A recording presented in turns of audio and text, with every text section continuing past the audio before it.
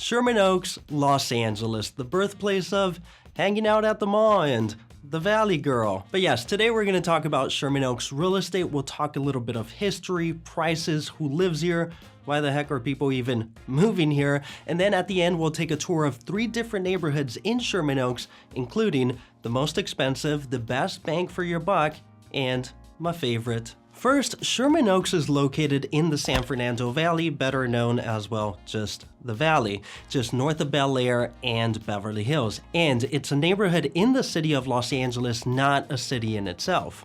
But now for a little bit of Sherman Oaks history. Sherman Oaks was founded by Moses Sherman in the early 1900s, hence the name Sherman Oaks. This is also the same person who founded West Hollywood. Now, in 1927, the land that would become Sherman Oaks was subdivided and sold for about $870 an acre, or about $13,000 today, which is insane for an acre in Sherman Oaks. And interesting fact, at one point Sherman Oaks only went up to Magnolia Boulevard, but then the insecure residents north of Magnolia, which belonged to Van Nuys, were pretty much like, ew, Van Nuys, and fought to become part of Sherman Oaks. Meanwhile, in the north, the neighborhood of Mulholland Estates, technically in Sherman Oaks, was also pretty much like, ew, Sherman Oaks, and they fought to change their address to Beverly Hills, which is kind of pretty much life. Someone's always chasing someone else.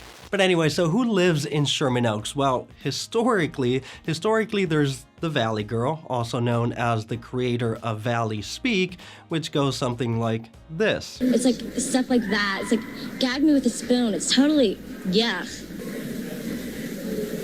That's a Valley Girl look? Yep. Then there's the parents of the Valley Girl who are wondering who these crazy young families are buying $1.5 million houses only to knock them down to build $3.5 million houses. And it turns out those crazy families are coming from the west side on the other side of the hill, where that $1.5 million house would be more like $2.5 million.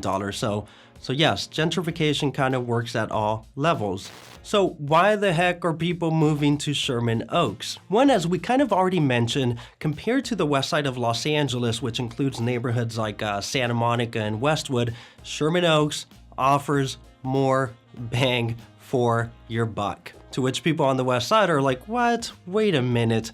More house, more land, better schools, and I still have convenient access to everything I like on the west side.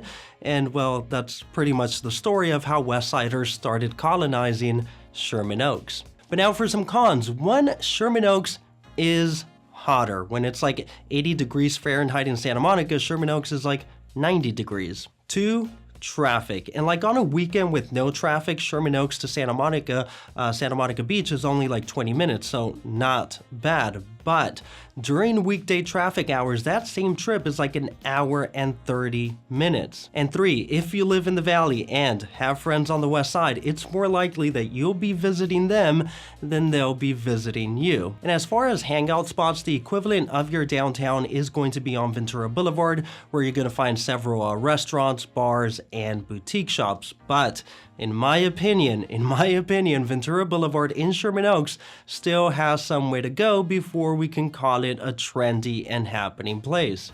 But it's definitely heading in that direction, with Whole Foods now found on almost every block.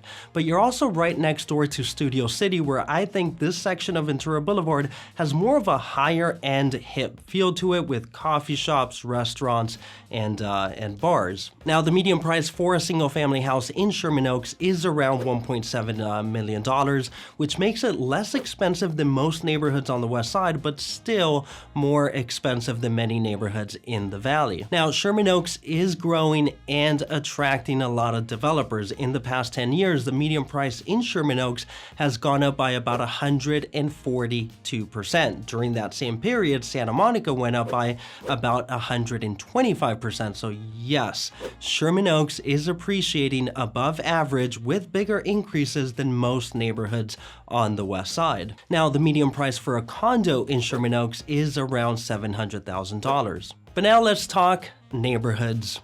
And by the way, my name is Daniel Rangel, real estate agent in Los Angeles, servicing Sherman Oaks.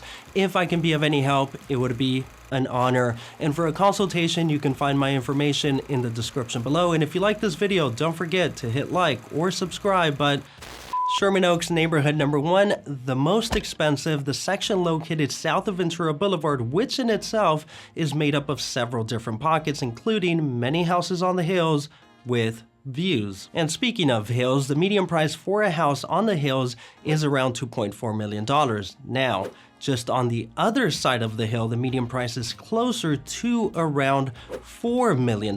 So yes, Sherman Oaks is also a great option for amazing views, but without the heavy price tag of Beverly Hills and Bel Air. But if you're not into hills, the flat section of this area is also extremely charming with like this family wholesome storybook type of feel to it.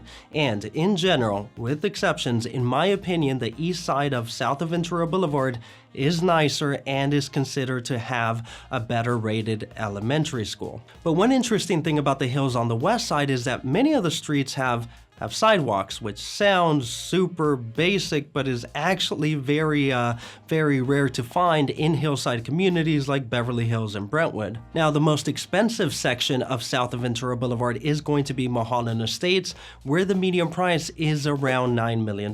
Now, while Mulholland Estates technically is still part of Sherman Oaks, they changed their address to say Beverly Hills. So yeah, this is kind of like the Beverly Hills section of Sherman Oaks. Now, the median price in general south of Ventura Boulevard is about $2.4 million with a high of about $12 million.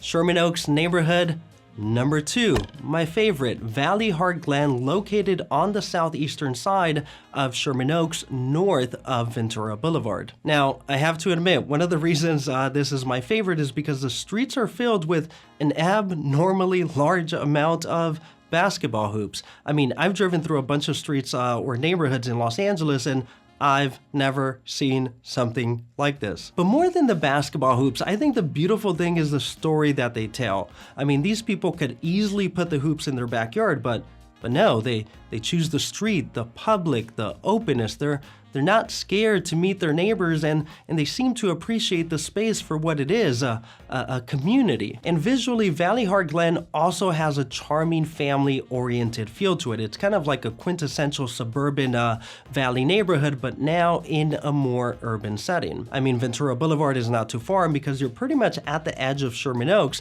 you also get convenient access to the amenities of Studio City. Now, the median price for a single-family house in Valleyheart Glen is about $1.5 million with a high of about $3.5 million.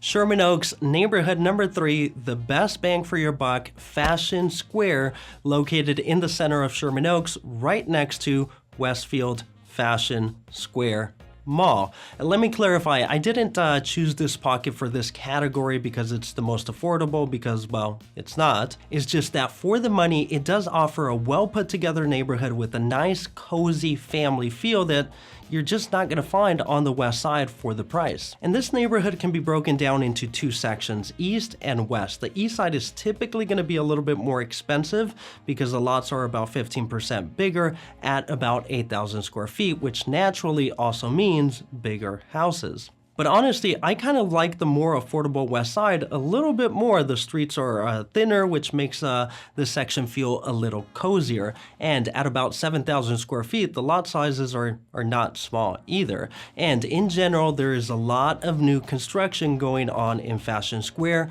with original 1,500 square foot houses being knocked down to build like 4,000 square foot palaces. Now, the median price for a single family house in Fashion Square is around $1.7 million with a high of about $4 million. But in summary, if you're looking for a neighborhood accessible to the west side but without west side prices, you may be into Sherman Oaks. If you want to be in the most expensive area of Sherman Oaks with amazing views, check out the area south of Ventura Boulevard. If you want the feel of a traditional suburban neighborhood at a reasonable price, check out Valleyheart Glen. And if you want just like an overall cool Sherman Oaks neighborhood with a good bang for your buck, check out Fashion Square. And And if you're looking for a comparable neighborhood a little closer to the west side with also a good bang for your buck, check out my video on the neighborhood of Westchester, which I'll link at the end of this video. And by the way, my name is Daniel Rangel, real estate agent in Los Angeles, servicing Sherman Oaks.